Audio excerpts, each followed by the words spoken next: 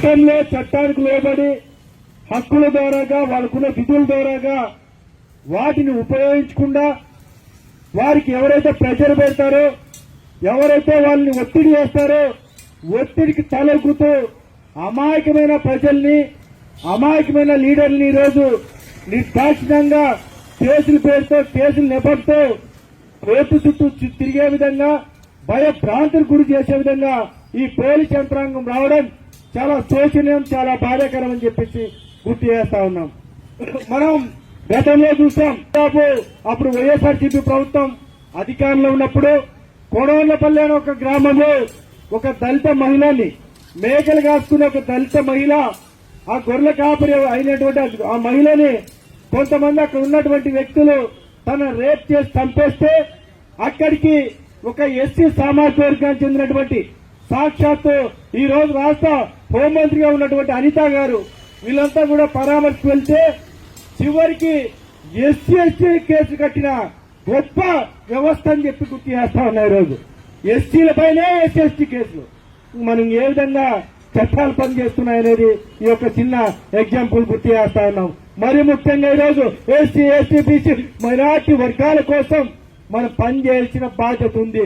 మనం డాక్టర్ బాబాసాహెబ్ అంబేద్కర్ గారి గురించి కొన్ని ఆలోచన చేస్తే ఆయన చెప్పిన మాట ఒకటి గుర్తు చేసుకుంటే ఎప్పటికైనా సరే మూగ జీవాల్నే బలిస్తున్నారు తప్ప గర్జించే సింహాల్ని ఎవరు బలి ఇవ్వలేదనే సంగతి మనం గుర్తు చేసుకోవాలని చెప్పి గుర్తు చేస్తా ఉన్నాం.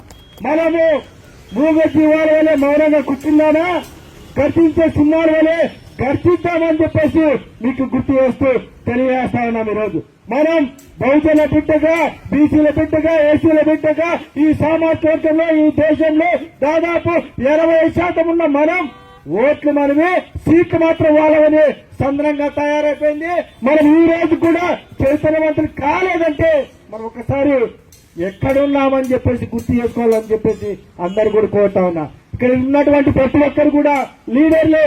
పొద్దున్న లేస్తే రాత్రి వరకు ప్రజల పట్ల, ప్రజల సమస్యల పట్ల, రైతుల పట్ల, అదేవిధంగా అధికారుల పట్ల, అధికారులు చేసే చేష్టల పట్ల పొద్దున్న లేస్తే చూస్తా ఉన్నాం.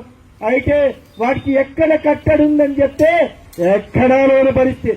కేవలం రాజకీయ నాయకులకు శక్తులుగా, రాజకీయ నాయకులు బానిసలుగా పేద వర్గాల్ని గట్టు రామంజిని ఈ రోజు ఇంత ఇబ్బంది పెడుతున్నారంటే చట్టంలో ఇలాంటి వ్యవస్థ ఉంటుందని ఆ రోజు మానవులు డాక్టర్ బాబాసాహెబ్ అంబేద్కర్ గారు నేను రాసినటువంటి యొక్క భారత రాజ్యాంగం నిజంగా సక్రమైన మార్గంలో నడిపిస్తే చాలా బాగా ఉపయోగపడుతుంది, లేదు అక్రమైన మార్గంలో మాత్రం ఉంటుంది.